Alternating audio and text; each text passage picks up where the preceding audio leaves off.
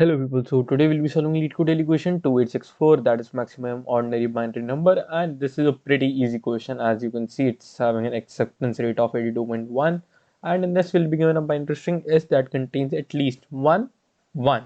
Okay, and we have to rearrange the bits in such a way that the resulting binary number is the maximum odd binary number that can be created from this combination, and we have to return a string representation of odd binary number that can be generated from that can be created from the given combination, and the result may have leading zeros. For example, in this case we have given 0 1 and 0, so the corresponding output to that is 0 0 1, because there is just one, so the maximum possible maximum odd number which we can get is by placing a 1 over at the 0th index, or the at the right most bit we can say, and it must be in the last position, so the answer is 0 0 1.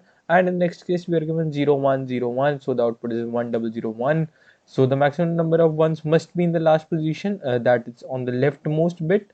And the maximum number that can be made with the remaining is 100, so the answer is 101, because to form an odd number we need 1 at the rightmost bit. Okay, and what we'll do, it's a pretty easy question. I think that you will be able to get the approach now, but even if not, I'll tell you.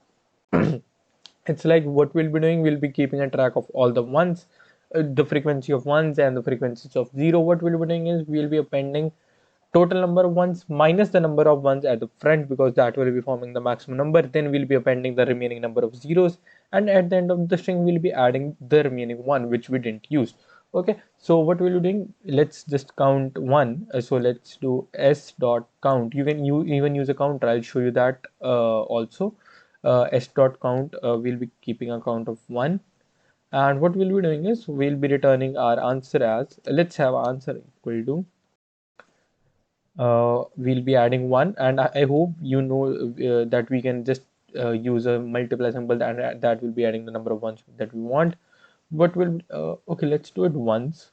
Yeah, so into ones minus 1, because we'll be needing one of that at the end, and concatenating it with the remaining zeros, and obviously the remaining number of zeros will be the length of s minus the count of ones. Okay, so 0 into length of s minus ones plus the remaining one that we subtracted in the start.